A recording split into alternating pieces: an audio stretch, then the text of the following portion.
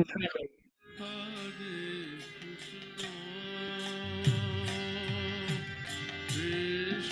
Krishna Hare Hare Hare Ram Hare Ram Ram Ram Hare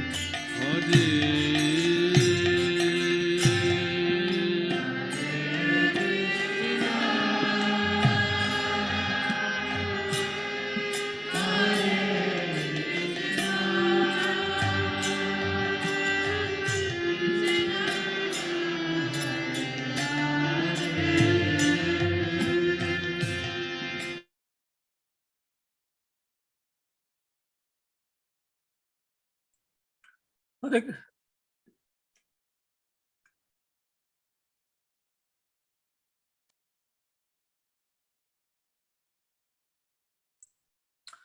Hare Krishna, everyone. Please accept my humble obeisances. All glories to Srila Prabhupada. Am I audible? Hare Krishna, yes, Prabhuji. Yes. Hare Krishna. Thank you so much for joining. So we also welcome all of you in today's program. We also welcome all the participants who join us every week through Facebook and YouTube, and who also watch the recording later on. So thank you all. So today we don't have the presenter. So Bhavya, are you ready to, we will continue our reading from Srila Prabhupada Leelamrit. So Bhavya will present the Leelamrit from online Vedavis, and we all can read and understand. And then after we'll continue with our Bhagavad Gita reading. Okay, Hare Krishna, can you see the screen? Yeah. Okay, so Hare Krishna, everyone. So we'll be reading from chapter 4 of Srila Prabhupada Leelamrit. How shall I serve you? I have every hope that you can turn yourself into a very good English preacher if you serve the mission to inculcate the novel impression of Lord Chaitanya's teachings to the people in general, as well as philosophers and religionists. Srila Bhakti Siddhanta Saraswati in a letter to Srila Prabhupada, December 1936. Would anyone like to read?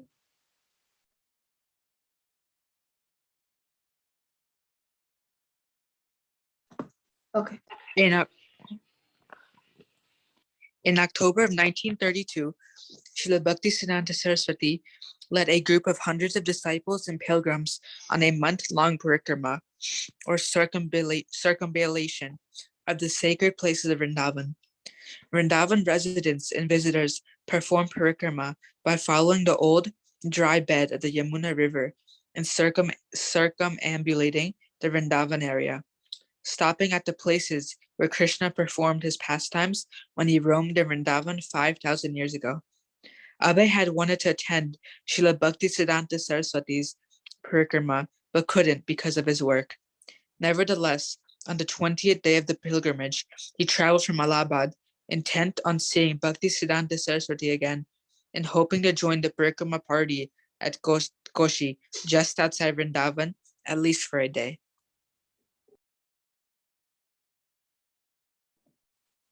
The parikrama Srila Bhaktisiddhanta had organized was one of the biggest ever seen in Vrindavan. By engaging so many people, he was using the parikrama as a method of mass preaching. Even as early as 1918, when he had first begun his missionary work, Srila Bhaktisiddhanta's specific contribution had been his emphasis on preaching. Prior to his advent, the Vaishnavas had generally avoided populated places, and they had performed their worship in holy, secluded places like Vrindavan. Even when they had traveled to preach, they would maintain the simple mode of the impoverished mendicant. The Goswami followers during Lord Chaitanya's time had lived in Vrindavan underneath trees, one night under one tree, the next night under another.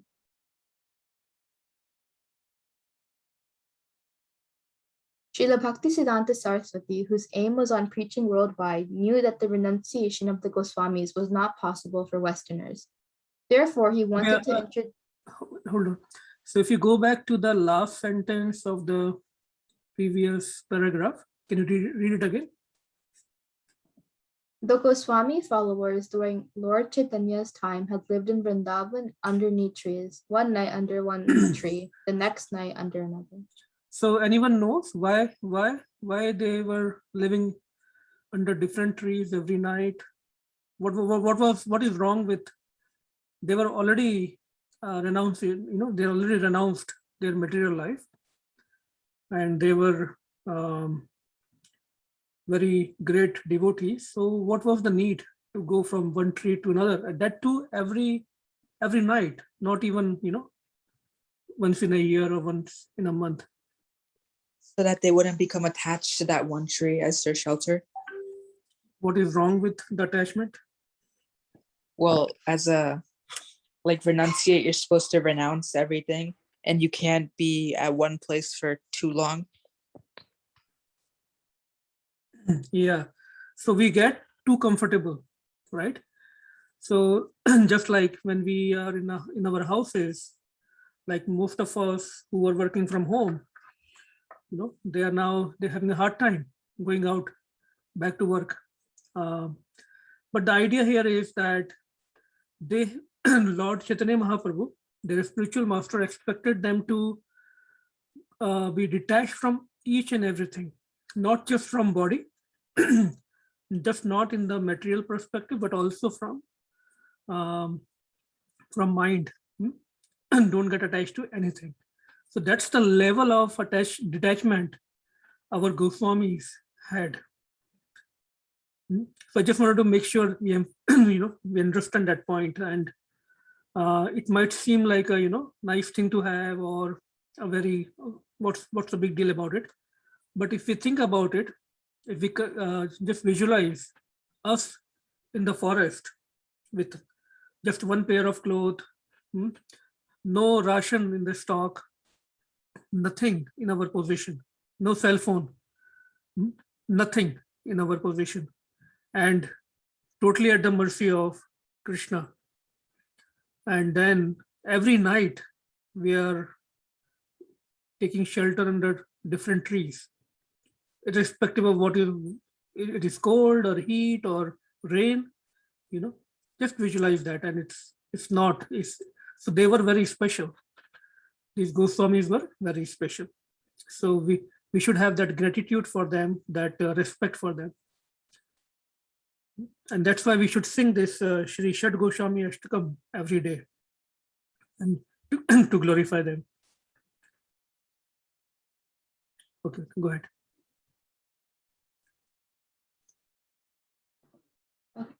Srila Bhaktisiddhanta Saraswati, whose aim was on preaching worldwide, knew that the renunciation of the Goswamis was not possible for Westerners. Therefore, he wanted to introduce the idea that devotees could even live in a big palatial temple. He had accepted a large donation from a wealthy Vaishnava merchant, and in 1930 had constructed a large marble temple in Bagbazar section of Calcutta. In the same year, he had moved, along with many followers, from his small rented quarters at Ultadanga to the impressive new headquarters. So this is also a very important point. Why Srila Prabhupada became successful in preaching the science of Krishna consciousness in the Western world, because he preached as per time, place, and circumstances. So once Srila Prabhupada was traveling in the very expensive car, Rolls Royce, and a reporter asked him, "Swamiji, what is the need for you? You are a Swami. So why are you traveling in such expensive car?" The consciousness of Prabhupada was that we will use each and everything not for our comfort, but for the service of Krishna. Because many people who are materialistic minded, how they get attracted? When they see opulence, unless they get purified, right? So the point was that we have to propagate Krishna consciousness to each and everyone. So if some people are getting attracted seeing the opulence, nothing wrong with it, as long as we ourselves are not getting attached to it. So Srila Prabhupada could travel in Rolls Royce one day, and he could travel on the cart, the the Belgadi on one day, other day. He was never attached. So that is the point. And when we talk about renunciation, the important thing is that it should be from the mind, from the heart. The dress doesn't matter, unless, of course, we if we are in a certain ashram, then we need to follow the principles of that ashram externally also. But the renunciation, the detachment, first should be from mind, and then it will be successful. Go ahead. Does anybody else want to read?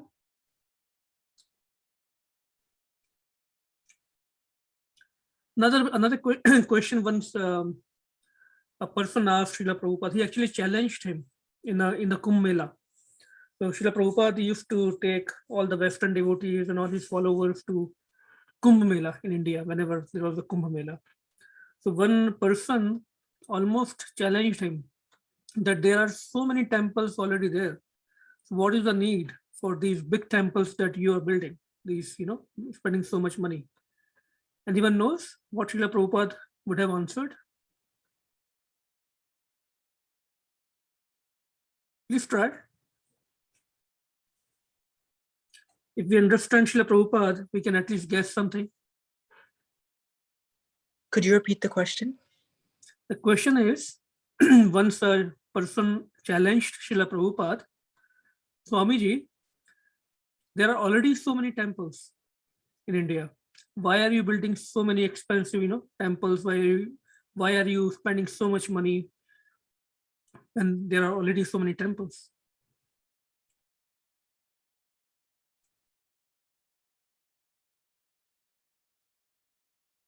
Please try. Please participate. Hare Krishna. Hare So one thing Prabhupada said that we are not making temples, we are making hospitals where people are getting treated. And one more thing he said that he was saying that we have already old temples, then why are you making new temples? Then he said that why don't you live in the old homes? Like there are so many homes. You need your separate home, right? To live. That's why our like our Radha Krishna also need their separate homes, I guess. Yeah, so different times, different people ask this question. So that answer is also correct. And to this person, the incident I'm referring to in the Kumbh Mela, Srila Prabhupada said, first of all, if I go under the tree and start preaching there, do you think you will come to listen to me? So, of course, that person says, probably not. So Srila Prabhupada said, that's why we are building these big temples so that people can get attracted and they can come and listen to this science of Krishna consciousness. Then he said, now the question is, why are we building new temples when there are already temples? Because we all know that how other Hindu temples are. There is no preaching. There is no real preaching there. And through ISKCON temples, the temples that Srila Prabhupada built, it is just like Tungvidya said, it's hospital. It's a university or hospital, we can say. So what we are doing, ISKCON is preaching the perfect science of Krishna consciousness. They're not compromising on the. So Srila Prabhupada said, if I will go to other temples, existing temples, will they allow me to speak what I'm saying? Because I'm telling you the hard truth, which is not very sweet. People don't like it. So I have to have my own place where I can give the science of Krishna consciousness as it is coming from Krishna. Because I don't want to compromise on the truth. So if somebody, thinks or somebody says that, why ISKCON put so much money in the devotional service, or why they spend so much money, they can feed people in that money, right? So we should understand the whole perspective where Srila Prabhupada is coming from. And he also said within so many miles, 10 miles, nobody should be hungry. But what ISKCON is feeding? Prashadam, Krishna Prashadam. It's not like just the food, it's a sanctified Prashadam. Okay, so it's 8:05. Maybe we can read for a couple of more minutes. Or if anyone has any points, any questions, we can discuss.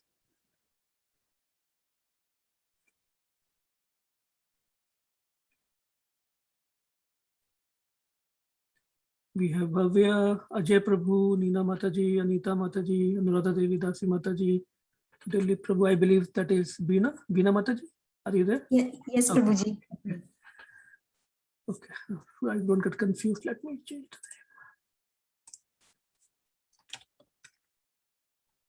name. And then we have Madhu Mataji, Rachna Mataji, Suvrat, Tungvidya. Any questions? Any comments? Today's verse is also about questions, any doubts. Very important to take away any doubts. It could be any doubts. No question is, silly question. So unless we have any pinch of doubt in our mind about devotional service or Krishna or Srila Prabhupada, our acharyas, our gurus, it will not let us progress in bhakti. So very important to clarify all the doubts. Okay. If no doubts, we can probably go to our Bhagavad Gita study. Give me a second.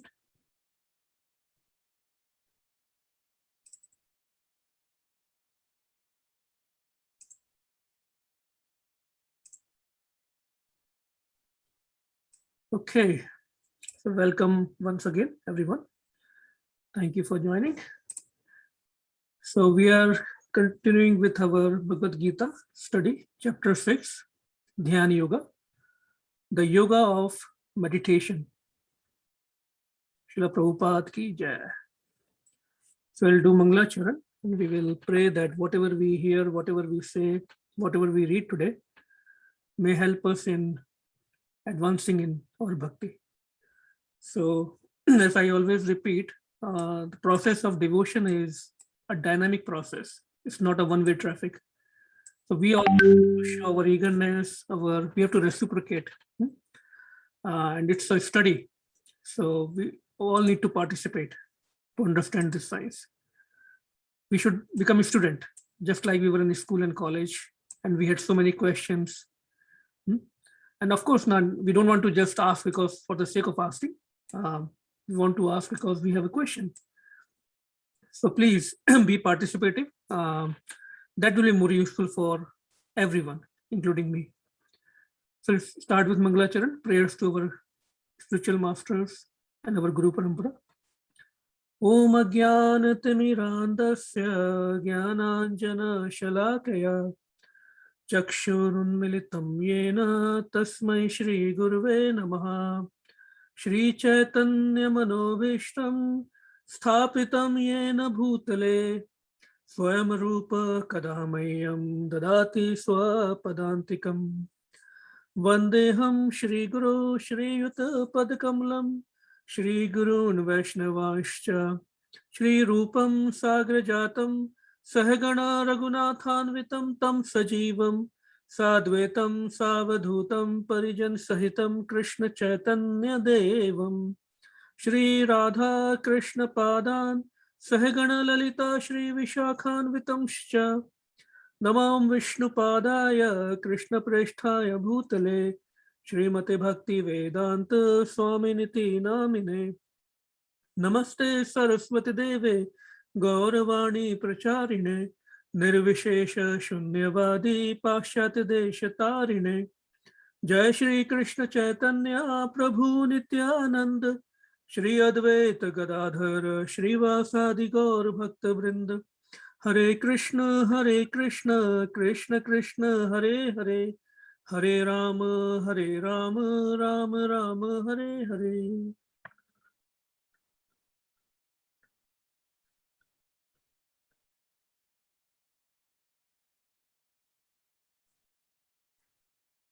Okay. So let's see. Let me share today's verse.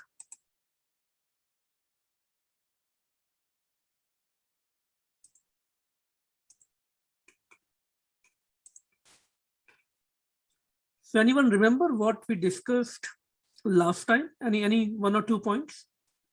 Just as the background.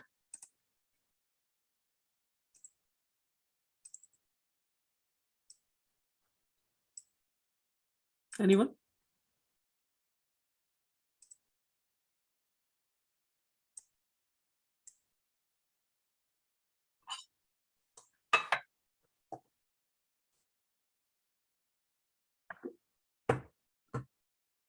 Okay, I hope everyone remember that we are in chapter 6. So last time we discussed two verses, 37 and 38. Since I didn't get any response, I think it's better to just quickly revise them. So Arjuna is saying, "O Krishna, what is the destination of the unsuccessful transcendentalist who in the beginning takes to the process of self-realization with faith, but who later desists due to worldly mindedness and thus does not attain perfection in mysticism?" So I hope that rings a bell. And the next verse was, "O mighty armed Krishna, does not such a man who is bewildered from the path of transcendence fall away from both spiritual and material success and perish like a riven cloud with no position in any sphere?"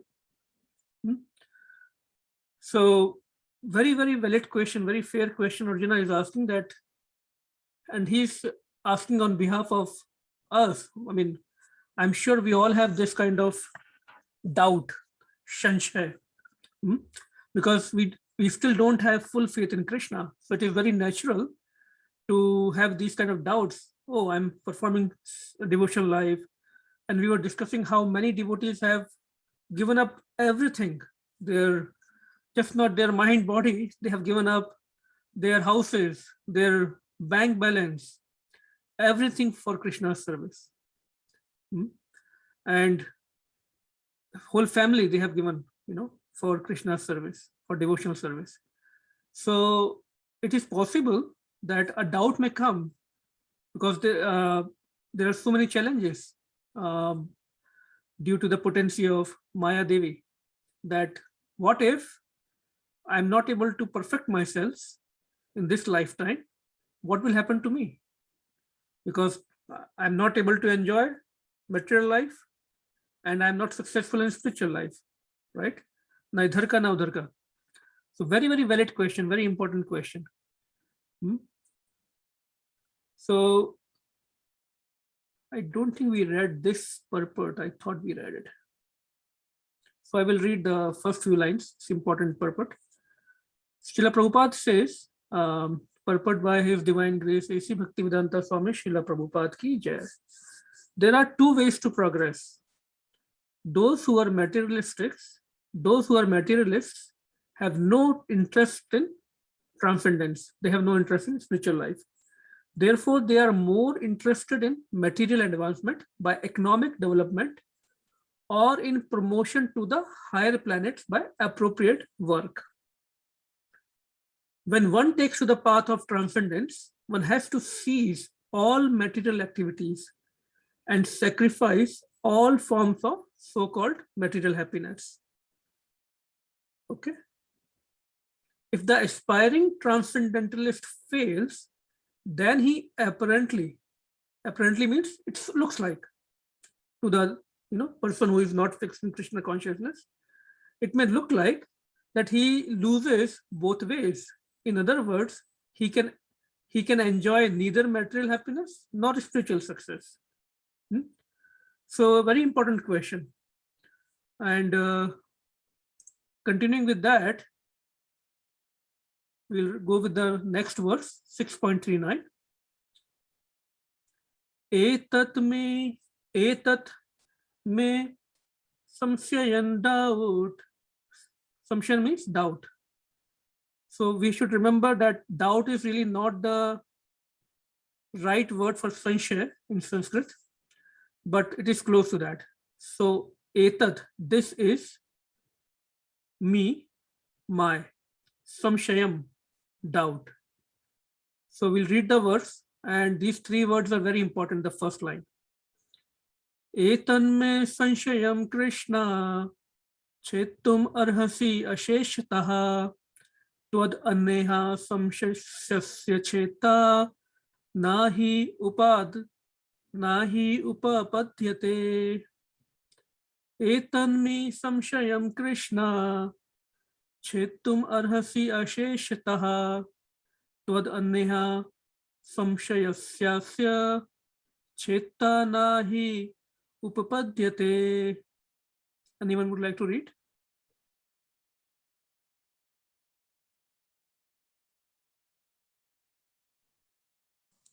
Etan me samshayam Krishna chetumarhasi ashetaha vadanya samsayasyasya chetanahi upadyate.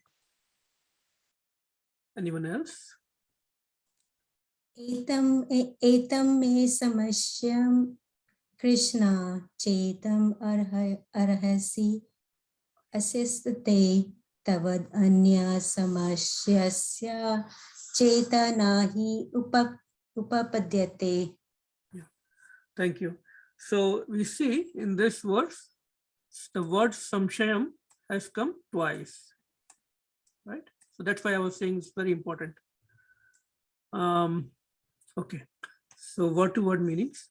Etat, this is me, my, samshayam, doubt, Krishna, O Krishna, chetum, to dispel, arhasi, you are requested, asheshtaha, completely, tvat, than you, aneha, other, samsayasya, sayasya, of the doubt, asya, this, chitta, remover, na, never, he certainly, upadhyate, is to be found.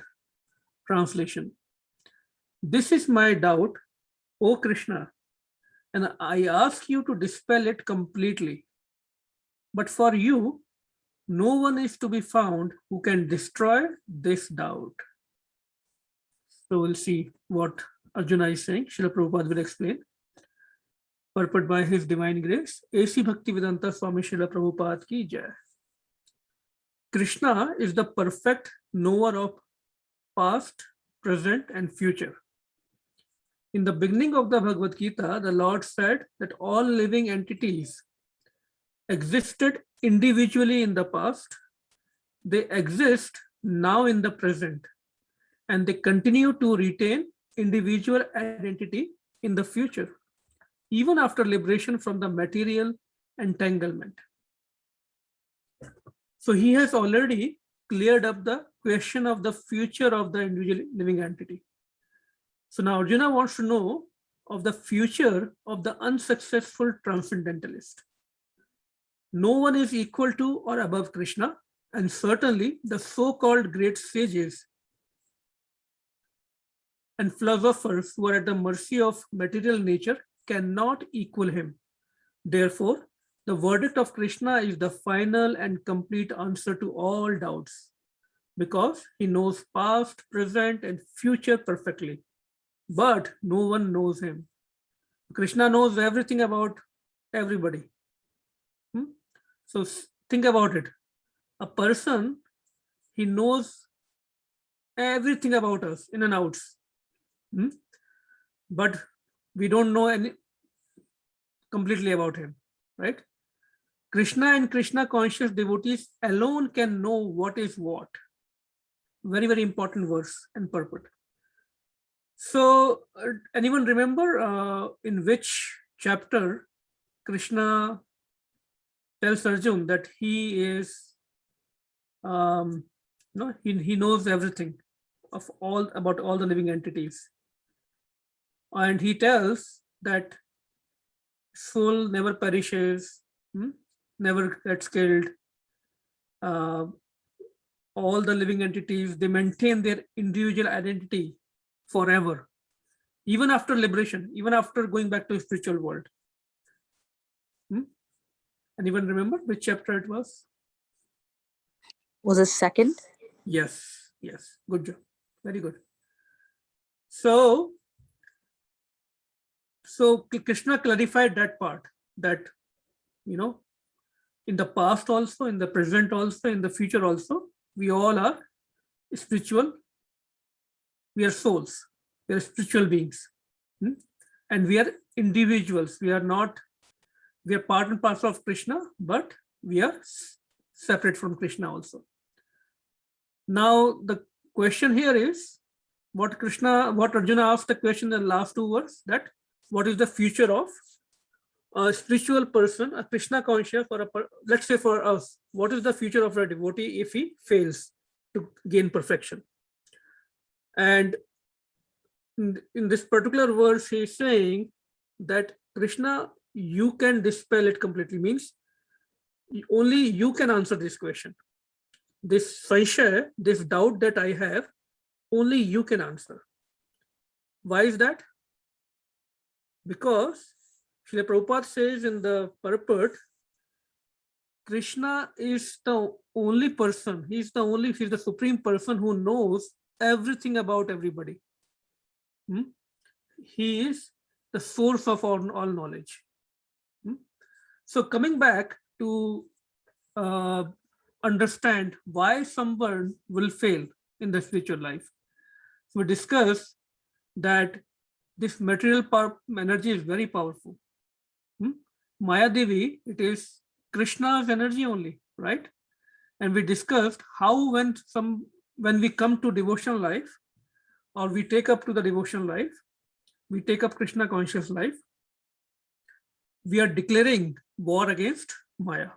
That was the theme we discussed last time.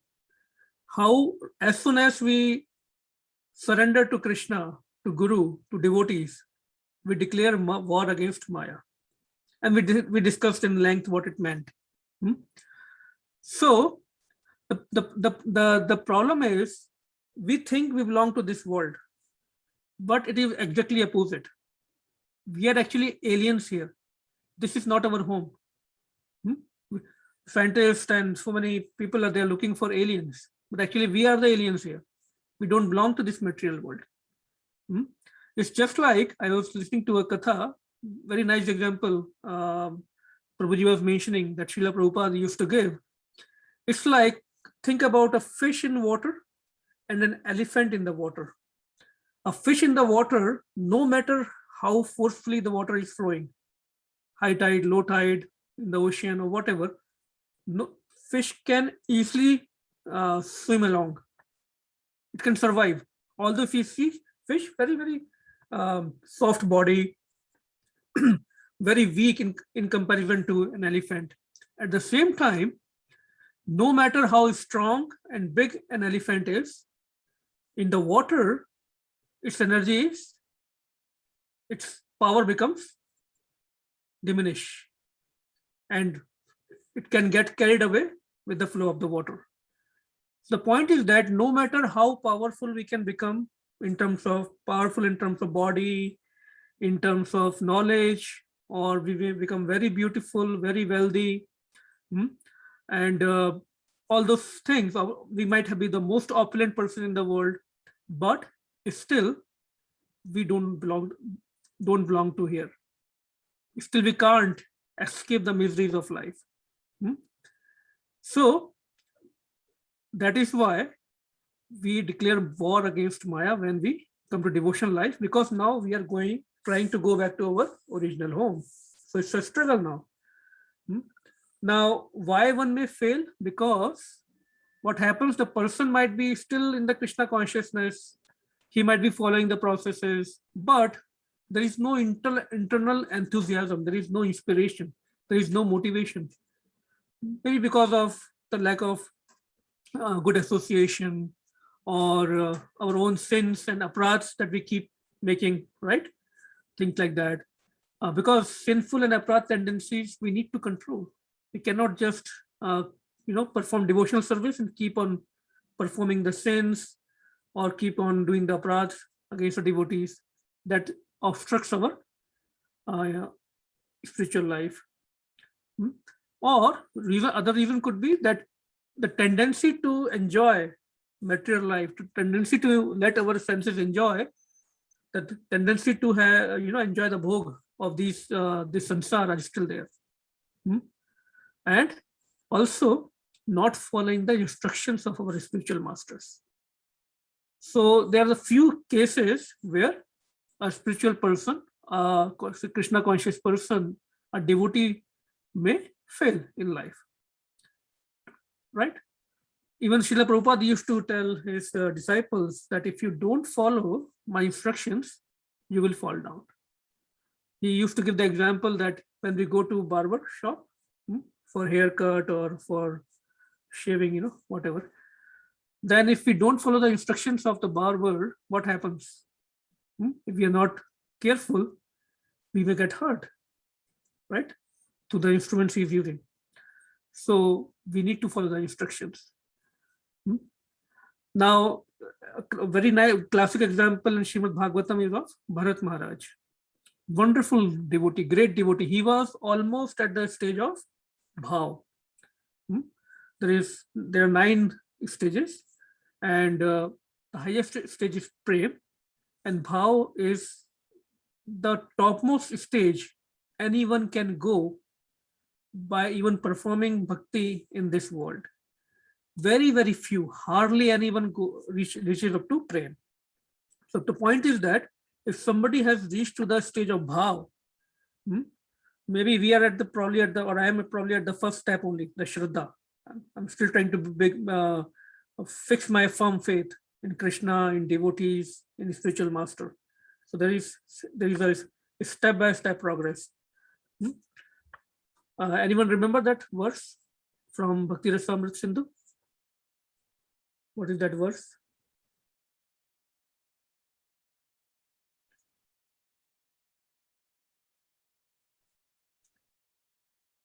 Okay, that's fine. We can cover it sometime later.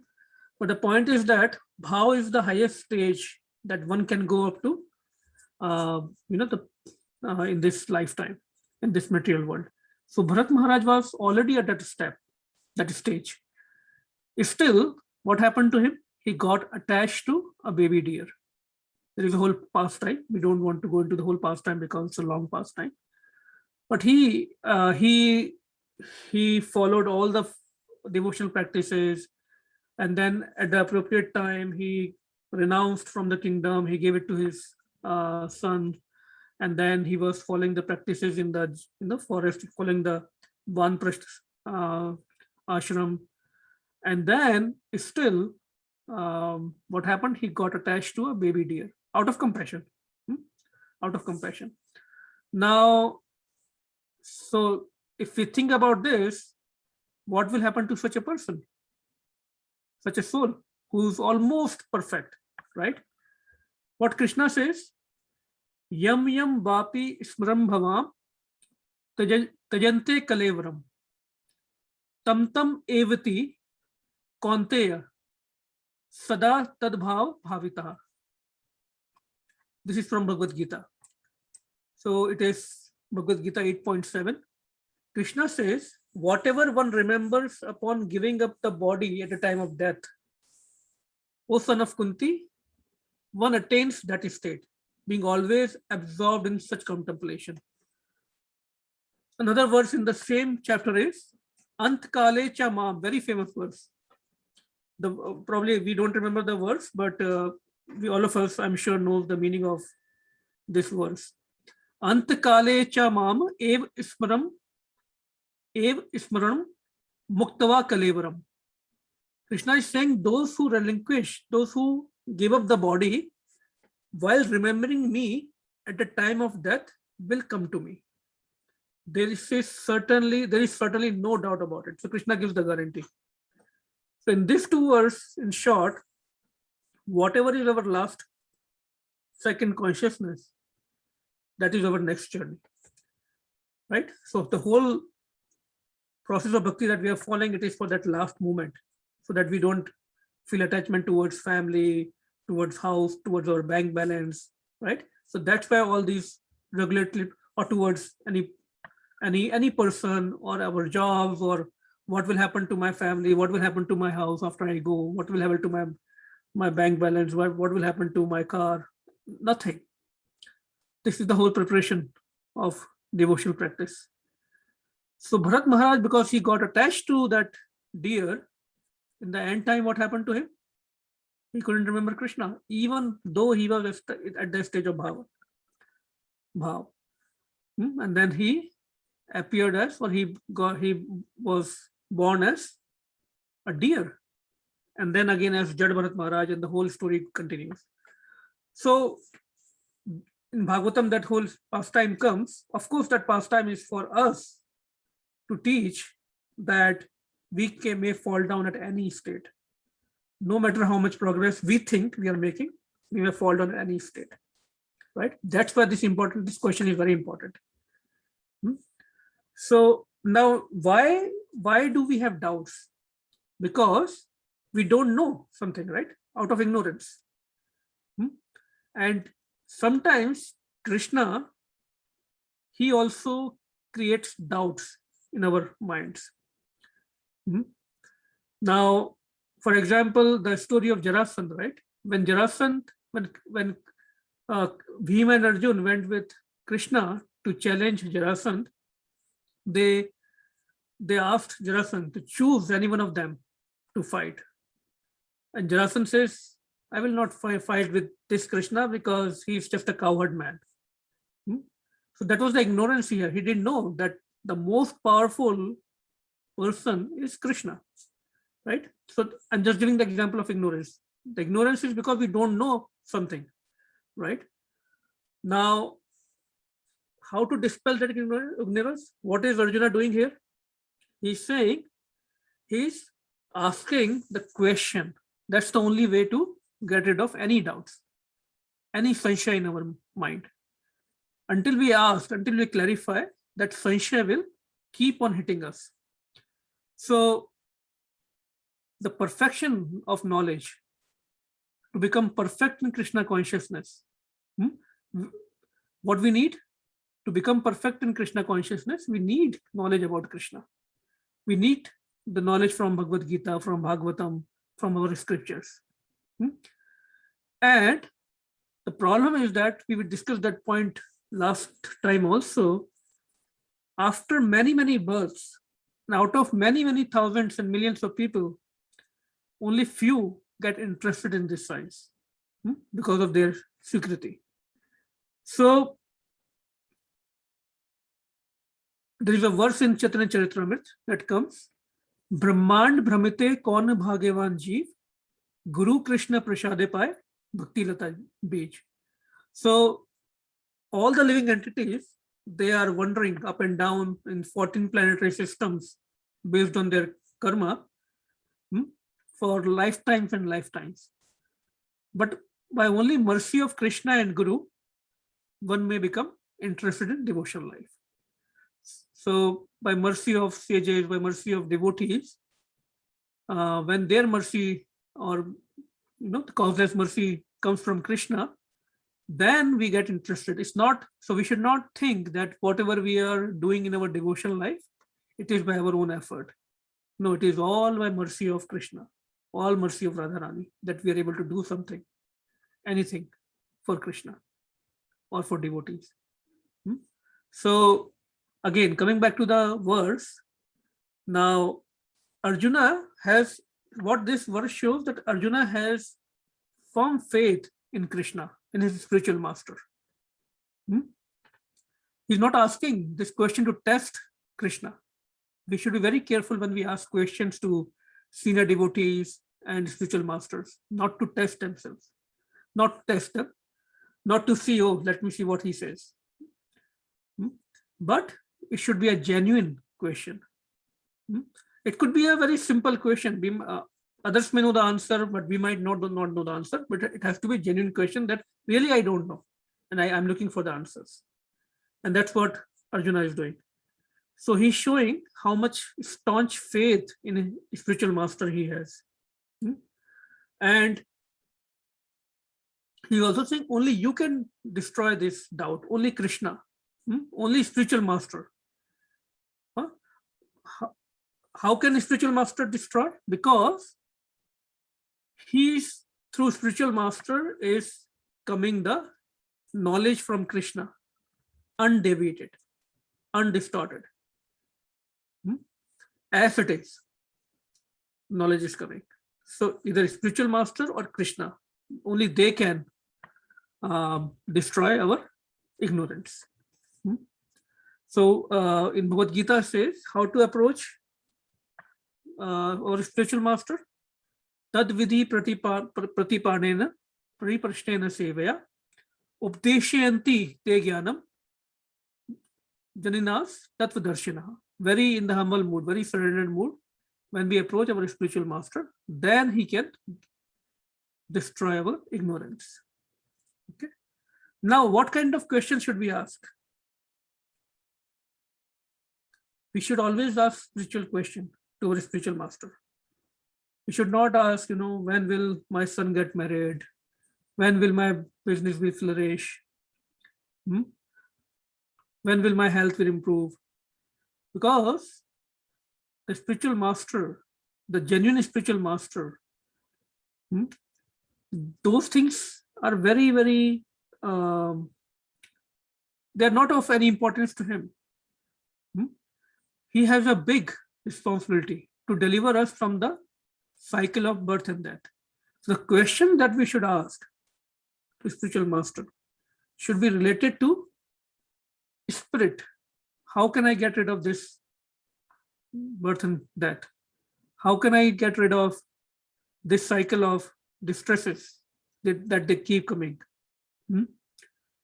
See what happens when we ask spiritual questions, then see the situation will not change. What happens?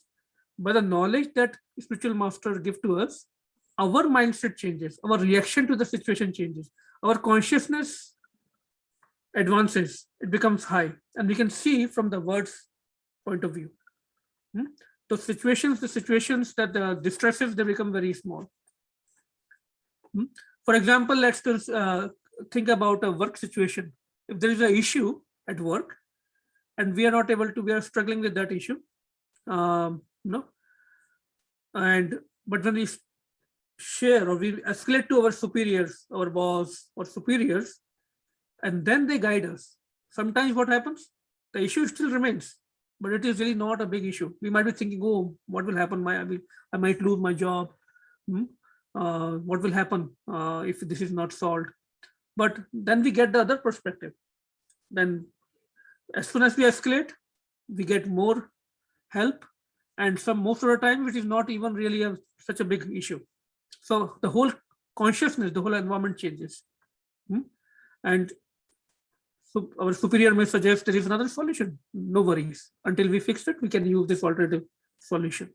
So very, very common example, very mundane example. But that's how we should not think that, oh, by having Guru, by praying to Krishna, my problem will be solved. They might, but it is more about how our reaction to those problems. And our consciousness gets higher and higher. Okay. So we should never think that by doing devotion, our material problems will get solved, my situation will get changed. But our mindset, our reaction, our tolerance, because we start getting the higher taste. So those problems, those situations do not matter to us that much. That's why keeping Krishna and devotees in the center is very important always. So how Srila Gurudev, they give us this knowledge? They give us the knowledge of everything, how to perform Nam Jap, how to perform deity worship. The whole Guru Ashtakam is about that. We have sung it many times, right? And he takes out the ignorance from our heart and mind. What is the first verse of Guru Ashtakam? Sansara dava nalidhaloka tranaya karunya ghana ghanatvam.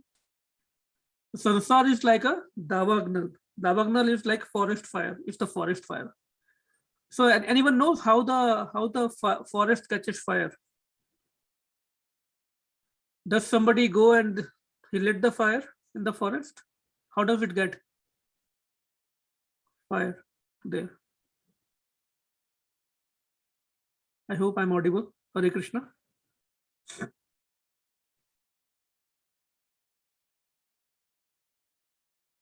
Yes.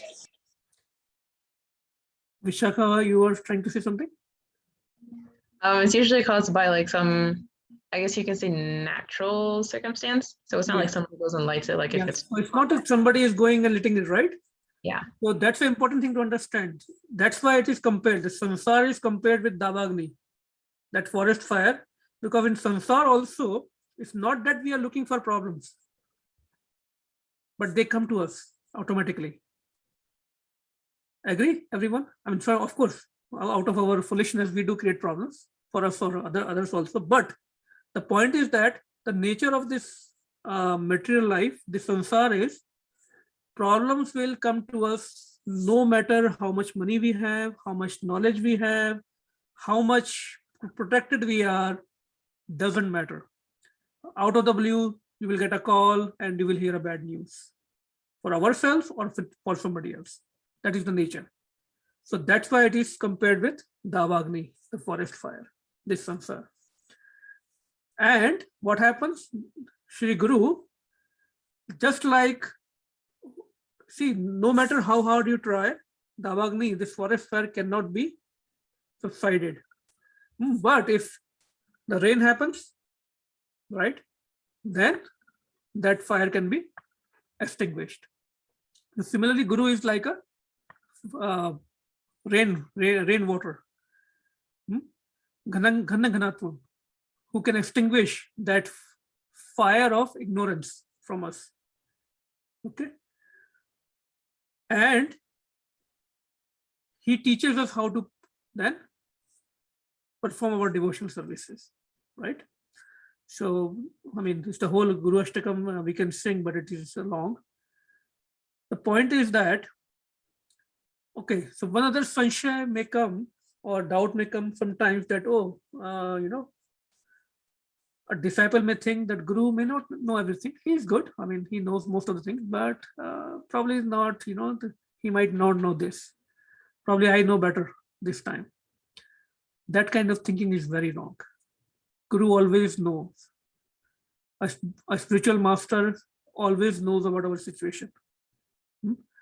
No matter whether that spiritual master is highly qualified, as long as he knows the science of Krishna, he is fit to guide us. We should not think of ourselves above any spiritual master. See, in the spiritual realm, our qualification doesn't matter. We might be doctors, engineers, big lawyers. That doesn't mean that we might know better than our spiritual masters, or even better, more than our senior devotees. That is a mistake out of false ego. So, Srila Bhakti Siddhanta Thakur, Guru Maharaj of Srila Prabhupada, anyone knows who was his Guru? Gaur Kishore Das Babaji. Yes. And anyone knows how much educated he was? He wasn't educated at all. At all. He couldn't even read and write. And Bhakti Siddhanta Saraswati Thakur, Srila Bhakti Siddhanta Saraswati Thakur, his disciple, he was like the walking encyclopedia. That's what people used to call him. He was highly qualified, highly learned. Still, he accepted Srila Gaur Kishore Das Babaji as his spiritual master, because when it comes to spiritual instructions, spiritual knowledge, these material qualification, material education has no value. So we should always be careful of this fact. Otherwise, we might make a lot of offenses that will create problems in the spiritual life. Okay. And so Arjuna is saying that Krishna, only you can dispel all the doubt, because Krishna is the source of all knowledge. And in the purport, it comes that Krishna knows about past, present, and future. Hmm? We all know that. But why Krishna knows? How come Krishna knows past, present, and future? Any logical answer? Because this is the question Srila Prabhupada asked his disciples. Whenever Srila Prabhupada used to go in on the morning walk, he used to ask questions to challenge his disciples, and then he also used to tell his disciples to ask him, back some challenging questions. So kind of he was training his disciples for preaching, so that they can propagate the science of Krishna consciousness in a scientific way, in a logical way. So anyone would like to share? No answer will be wrong, I can guarantee. So please feel free to unmute and share your thoughts. How come Krishna knows everything? Should we just have a blind faith? Can we just say, okay, yeah, it is written here? That's why. This is a very important question. Prabhuji, is it because he's sitting in everyone's heart? So he knows everybody? How? Yeah, that is okay. He's sitting like a time machine in our hearts, but still, more logical answer. Because everything in this like world, it was created by someone, and there has to be like someone behind it, and then like the scriptures and everybody says Krishna. So like, yeah. Okay, so somebody might have created this phone, right? But will he remember everything about this phone? Who bought it? Who sold it? He might know everything technically, how it works, right? But this may go into so many hands, so many places, right? He might not know exactly, completely about it, right? Good try. That is also right. Yeah, a creator is supposed to know everything about its product, right? Right. So close answer. Anyone else would like to try? See, all the answers are correct. I'm guaranteeing you. So feel free to add points.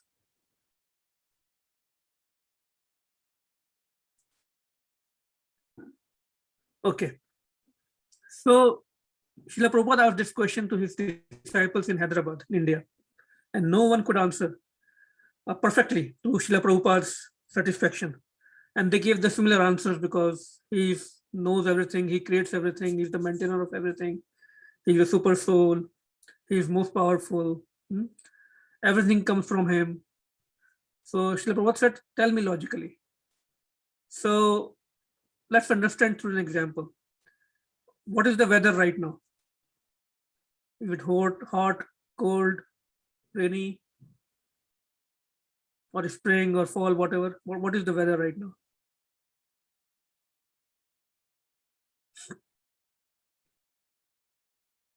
Oh, come on, we know the weather, right? It's dry, but slightly chilly outside. Yeah. Now, so there is a cycle of weather, right? Like spring, fall, whatever, right? So what will be the next season? Do we know?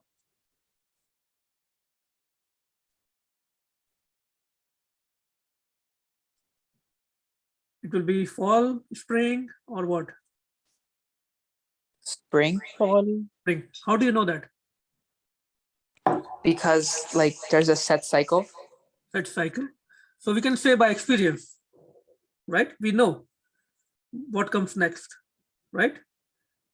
So Krishna, similarly, because Krishna has how much experience we have, we don't remember even our yesterday what happened, but Krishna remembers everything because he is pure soul. So he has experience of infinite lifetimes. And like we got one of the answer, he sits in as a super soul, right?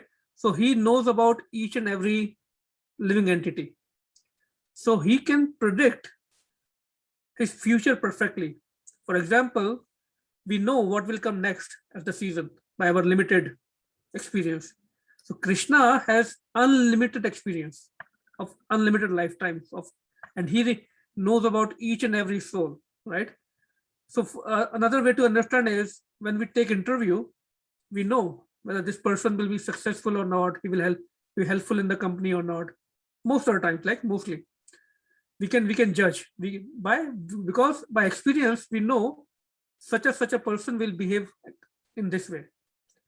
So Krishna knows how this soul has been behaving in the past, what has been its actions in the past, in the present. So he can perfectly, because the question comes then, if Krishna knows everything, then where is the free will? So that's why this question is very important. Do I have a free will?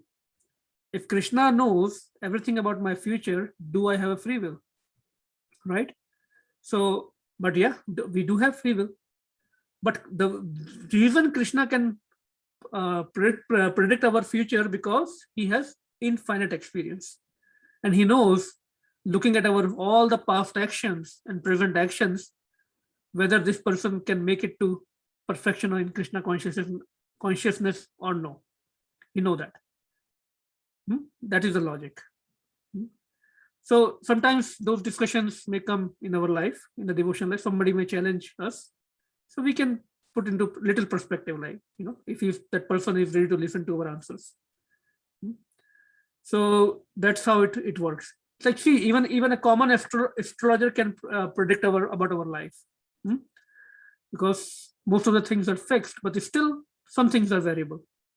That astrologer still can't foretell everything about us perfectly, but Krishna can, because Krishna has super more experience than anybody else, and he has seen us how we behave.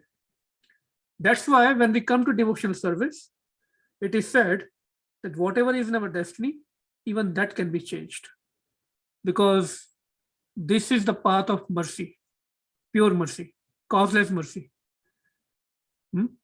That's why then when we come into devotion, Krishna's wish doesn't work. Now we are come under the hands of Radharani.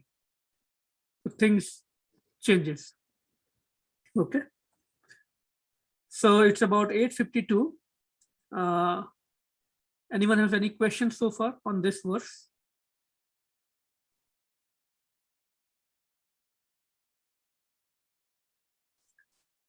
And many places in Bhagavad Gita, Krishna says that he is the source of all knowledge, how he is the knower of past, present, and future.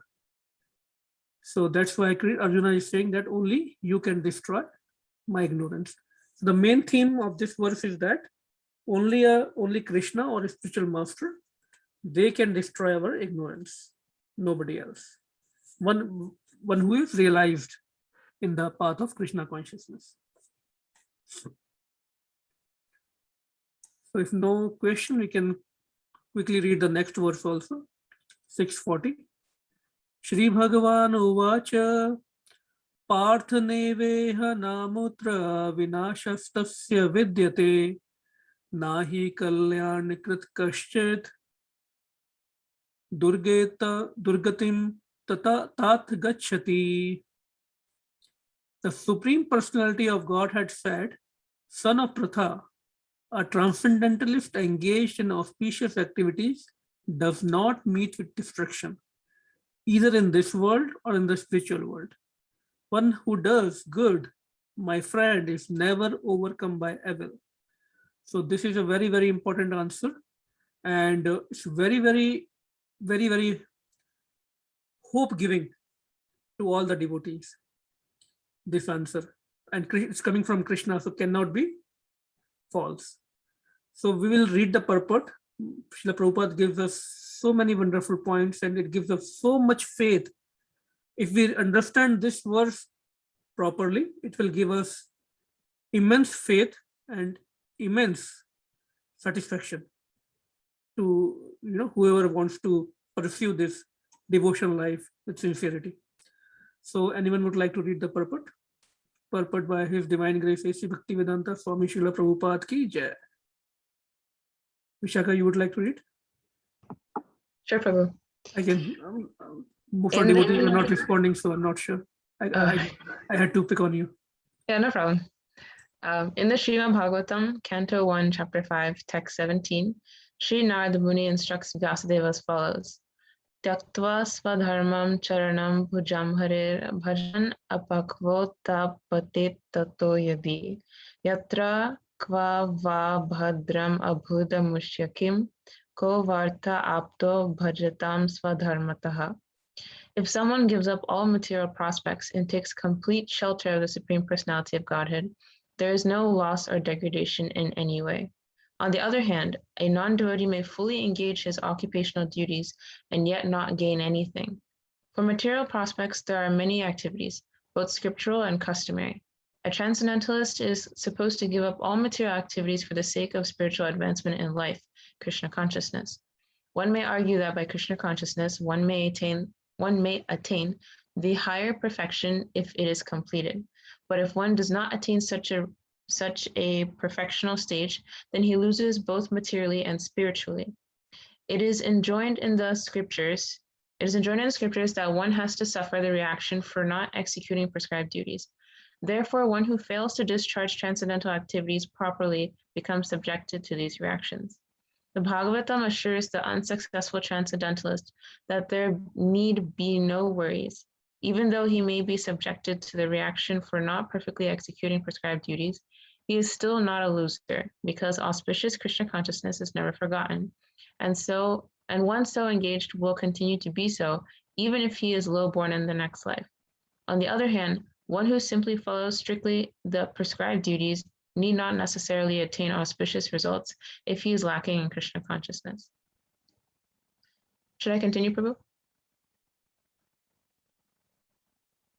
I think you're on mute. Anyone else would like to read?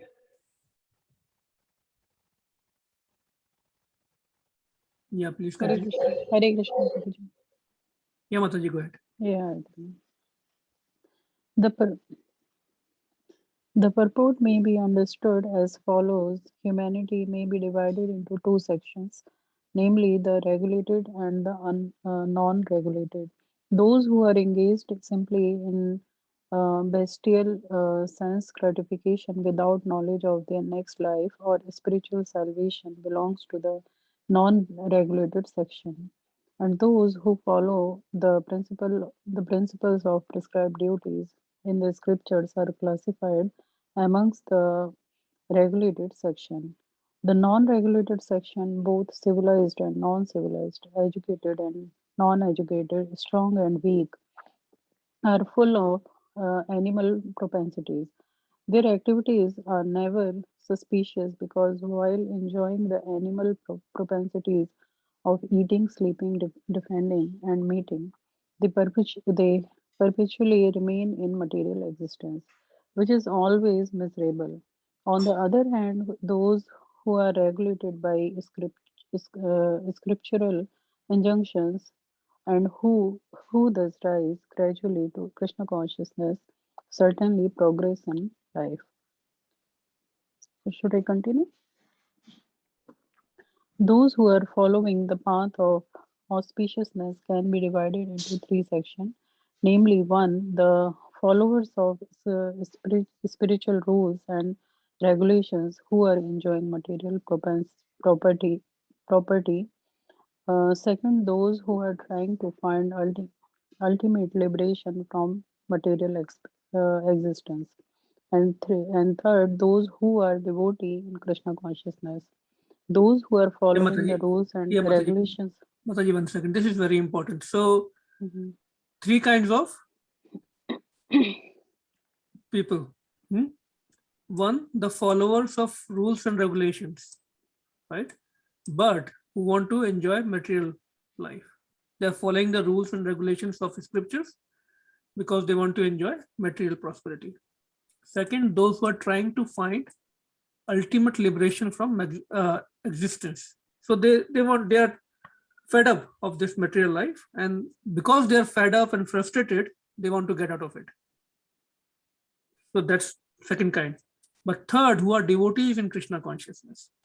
So what is the difference between second and third type? Anyone would like to try?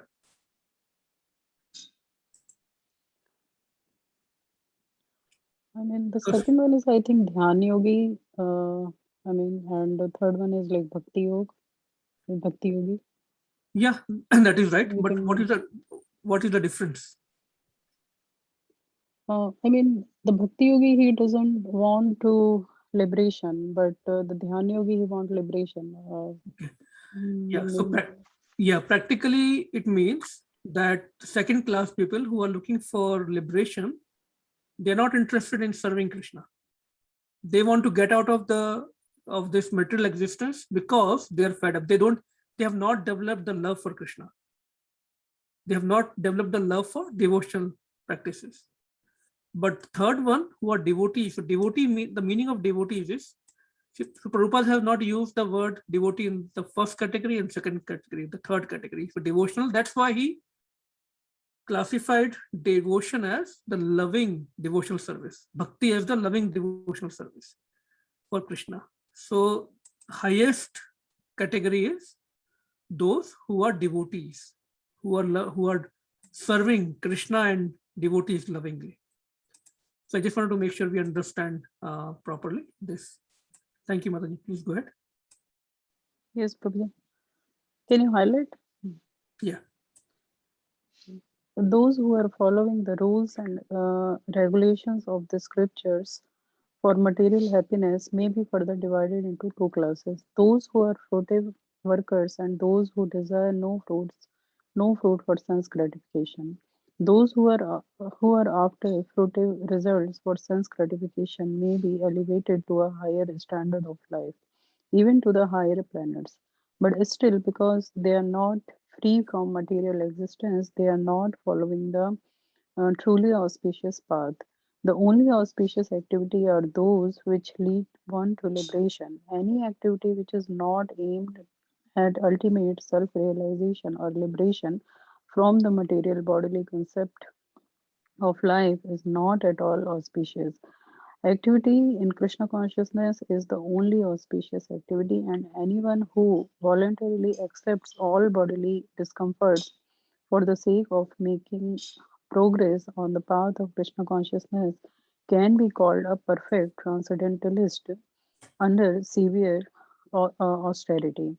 And because the Eightfold Yoga system is directed toward the ultimate realization of Krishna consciousness, such practice is also auspicious, and no one who is trying his best in the matter need fear degradation.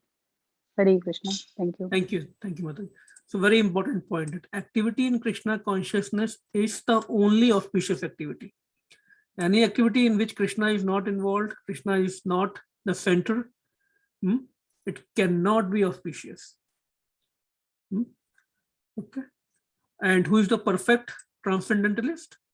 Who accepts all bodily discomforts for the sake of making progress, not that we remain always in our comfort level. Unless and until we go out of our comfort zone, without making any excuses, we cannot make progress in Krishna consciousness, because there is a scientific reason for that. That unless and until we will start coming out of our comfort zone, we will always be body conscious, right?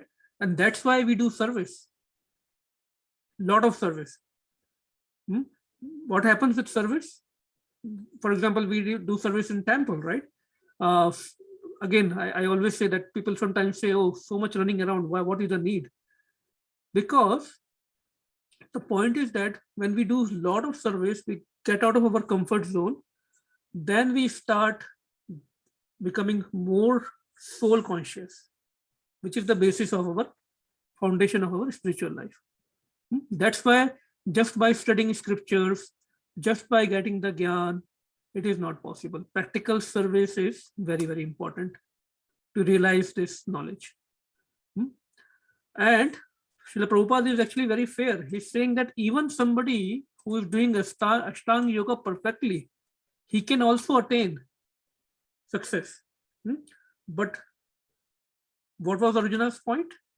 That I cannot I cannot follow this practice of Ashtanga Yoga. Very, very difficult for me, right? So in this age of Kali Yuga, where we are so much disturbed, our minds are so much disturbed, so much weakness of heart, body, and mind. So think about, if Arjuna cannot do it, what to say about ourselves, right? So that's why what is preferred? What is the preferred process, especially in this Kali Yuga, or in any yuga? Because devotion, if somebody goes gets into devotional practice, the Krishna consciousness, then we don't have to go through the dryness of the austerities. We are serving. It's a more reciprocatory process, more personal process, where we start serving a person, the Supreme Person, and his devotees. So it becomes a sweet process. It is not dry anymore. And anything we are doing is, we can dovetail into Krishna consciousness. We have to just make Krishna into the center, right? So we all know those concepts. I will not stretch on that. Okay. So the important point here is Krishna is giving the guarantee that anyone who has done any auspicious activities, and remember why Srila Prabhupada mentioned about auspicious activities. What is the meaning of auspicious activities? Any activity which is Krishna conscious. So indirectly, here Krishna is saying anything that you have done in Krishna consciousness, it will never be destroyed. Not even in this world. Let's say even if we don't get perfect in this lifetime, still in the next work, we will start right from where we left. Not like we'll have to start from ABCD, learning ABCD 1 to 3, like in the material education. Anything we attain in this lifetime, any wealth, any knowledge, body, beauty, whatever, we have to regain it. We have to make effort for it in the next lifetime. But this transcendental knowledge, this transcendental progress or spiritual spirituality, whatever we have attained in this lifetime will go with us in the next lifetime also. And if we are fortunate enough, by our efforts, again, it cannot be by our effort, by mercy of, causeless mercy of Krishna and devotees and spiritual master, then it will be carried forward to the spiritual world also. So the point is, it will, whatever little we have done, even offering whatever, if somebody has taken the name of Krishna even once, that will not go in waste. And that's why we, this movement of Srila Prabhupada is the movement of preaching, where we don't need to sit in our comfort zone at home. We need to go out. We need to attract people to Krishna. And even if they come to the program just once, eat prasadam only once, it's a great service to them because their account with Krishna has been opened. Now it's a matter of time. And now it is between him, that soul, and Krishna. Whether it in this lifetime or next lifetime or after 10 or 100 lifetimes, that soul will definitely come back to Krishna in some manner or the other manner. So that is all he's preaching about. It's not about, of course we want more people to join, but it's not just a number. It's about how many people can we impact with our effort. Again, Srila Prabhupada very clearly says, get out of the comfort zone. That is bhakti. Voluntarily accepts all bodily comforts for the sake of making progress on the path of Krishna consciousness. So we'll stop here. It's 9:08. Any questions so far? I would like to probably go through this verse again in the next program. Next Friday, we will not have the program because we are celebrating our annual Radhashmi Janmashtami. So we'll continue with Bhagavad Gita study the following Friday. So any questions, anything somebody might have liked or might have got more confused about, any mistakes I might have made, I will ask for forgiveness, but please correct me. Or we can ask questions for the benefit of everybody about any point. If a couple of devotees can share even 1 point each, that will be nice. Prabhuji, I had a question. Yeah. I was actually about what you just mentioned. So you said that like material aspects of somebody's of a soul's existence is not carried over into the next life. For example, like your education and your prestige, your appearance, whatever, is not carried over, whereas like spiritual things and your spiritual progress is carried over. So my question was, where does karma fit into all of that? Because I know karma is definitely carried over from lifetime to lifetime. Is that considered something spiritual that we carry with us? Or like, how does that fit into the picture of spiritual things coming with us to the next life? Excellent question. Excellent question. So karma, see, what happens is when we leave the body, our subtle body goes with us. So our sanskar from previous karmas, from previous lives, whatever we have done, whatever we have thoughts were, the result of that carries over with the subtle body. So that's why we see sometimes we like certain things and we don't like certain things. Somebody likes sweets and somebody will say, I just don't like sweets. Somebody will like, everybody might be liking some person, but I might not like that person. So why is this happening? Because of our sanskars, whatever karma, gross or subtle karma we have done in the past. So what karma decides is what kind of body I will get, what kind of situation I will get in the future. But all my achievements, right, they will still be all in vain, waste. Whether it is my wealth, whether it is my prestige, right? But when whatever bhakti I might have done, whatever charities I might have done, whatever good things I might have done, based on that, my next life will be decided. And whatever advancement I have made in my spiritual life in this lifetime, the next life I will start right from there. And it doesn't mean that right from birth I will start. Sometimes we see a soul or person is 30, 40 years old, and suddenly he gets into Krishna consciousness and right away he is into it, right? So again, that's why I want to take this verse again, because we should not become complacent thinking, oh, I will keep on making progress lifetime after life in spiritual life. You will have that credits with you, but who knows how many lifetimes you will take. You might make aparadhs, and then your bhakti may obstruct there also. It may not get destroyed, but it will obstruct. So that's why the seva aparadh, nam aparadh, Vaishnava aparadh, they are very dangerous, especially the Vaishnava aparadh.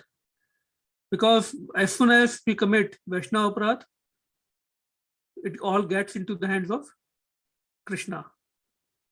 It's no more between devotees. It is now Krishna. This is like Guru Maharaj always give the example that if somebody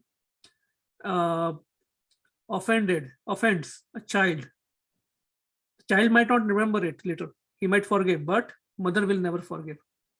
If somebody beats a child or hurts him, right? But mother will never forgive. So again, the point is that spiritual credits are always carried forward, but we should not become complacent.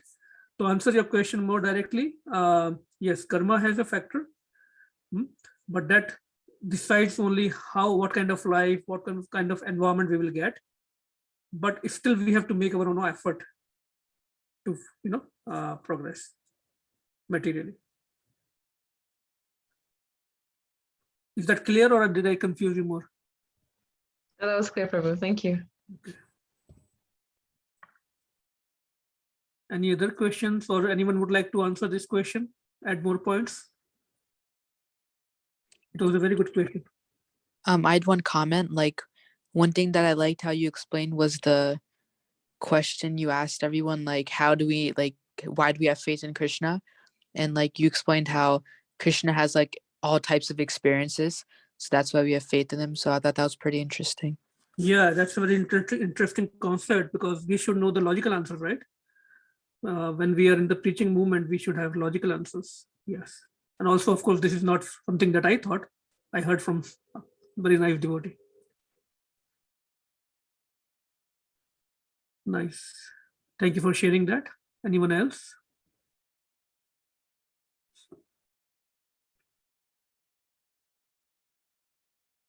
Okay, so one important point to remember is in extension to the Vishakha's question about karma. So we end up doing various karmas, like in the mode of goodness, nice, good karmas, bad karmas, and all those karmas have result. So, but when somebody comes into bhakti in the path of devotion, the results of those karmas can be destroyed. So, meaning what is, even if we do good karma, right, we might have a better life in the next body, but still it is binding unless we are into Krishna consciousness. How it binds? It binds us to higher planetary systems, right? That's how we elevate to higher planetary systems, by doing good karma in the mode of goodness. Charities, opening the hospitals, very good, very nice work, but still it is in the framework of material world. So unless we do in the framework of Krishna, that's why what we say, whatever we do keep Krishna in the center. Even if we are doing charity, we are feeding people, feed them Krishna Prasadam. We are giving them shelter, make them come to the temple, make them do devotional services at home. Then it becomes transcendental. So anything we want, any charity work we think we want to do, we should somehow mix Krishna into it. That will be the real charity, highest charity. We don't want to get trapped in the cycle of karma, because then we will stay back in this material world. Okay, if no other question, no other comment, it's 9:15. Couple of announcements. Let me share the screen.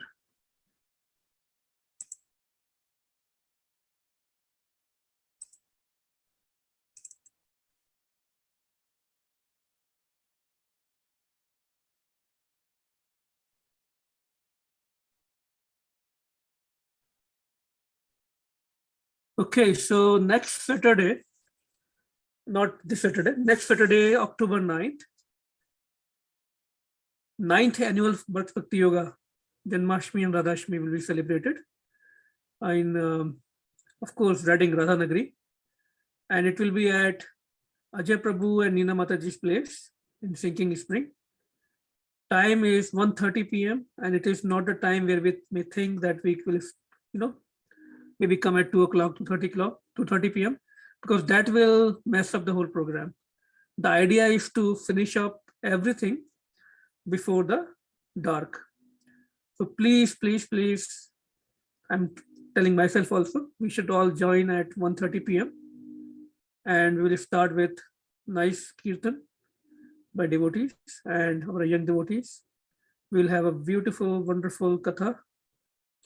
And then we are also planning or thinking about a 30-minute game or sport where all of us can play a Krishna conscious game and have a nice light time. So if anyone has any ideas what game we can play or all that, please share your thoughts.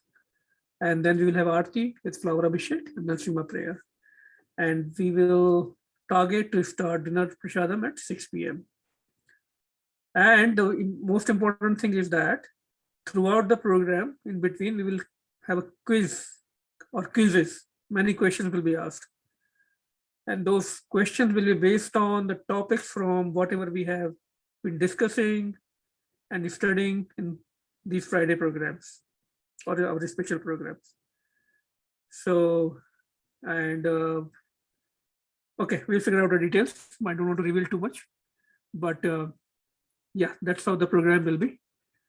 And this has been shared with all the devotees, so everyone is invited, of course. Everyone is invited, and of course, this is a little restricted program in the sense that we are not doing a grand festival because of COVID. So within the Bhakti Bhakti Yoga family and our ISKCON family in Harrisburg, we are doing this. So please come with a lot of enthusiasm, and we all will celebrate nicely. And then we hope the next year, the 10th will be a grand celebration. So thank you, everyone. And let me see who can do Narasimha prayer today. I see Govind. Govind, would you like to do Narasimha prayer? Sure. Thank you. Srila Prabhupada ki jai, Bhagavad Gita ki jai.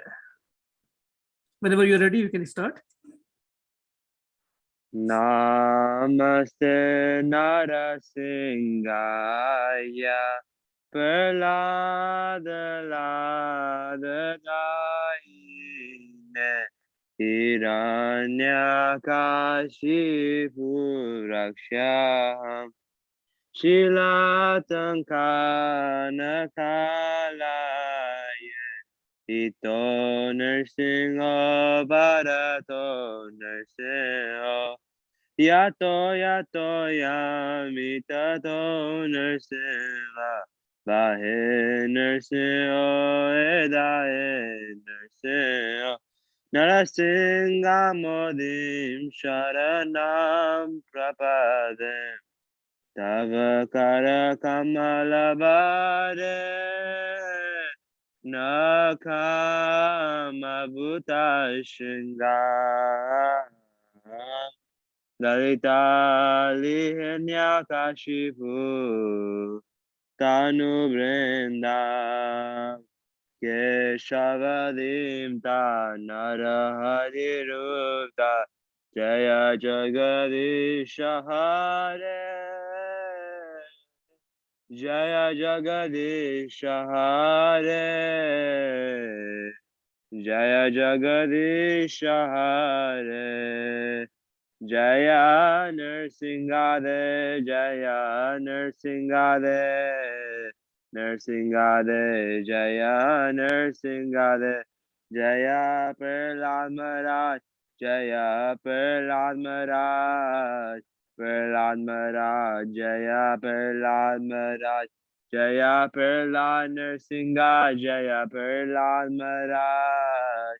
Prahlad Nrsimha, Jaya Prahlad Maharaj, Jaya Lakshmi Narasingha, Jaya Lakshmi Narasingha, Lakshmi Narasingha, Jaya Lakshmi Narasingha, Jaya Jaya Gurudev, Gurudev, Gurudev, Jaya Jaya Gurudev. Jaya Jaya Prabhupada, Prabhupada, Prabhupada, Jaya Jaya Prabhupada, Nitya Gora Haribol, Haribol, Haribol, Nitya Gora Haribol. Mr. Bhavan ki jai. Hari Bol. Thank you, Govind. Very nice. Thank you for the nice Nrsimha prayer. So thank you, everyone. Anyone has anything to say, please feel free to share. Ajay Prabhu, Neena Mataji, would you like to say anything?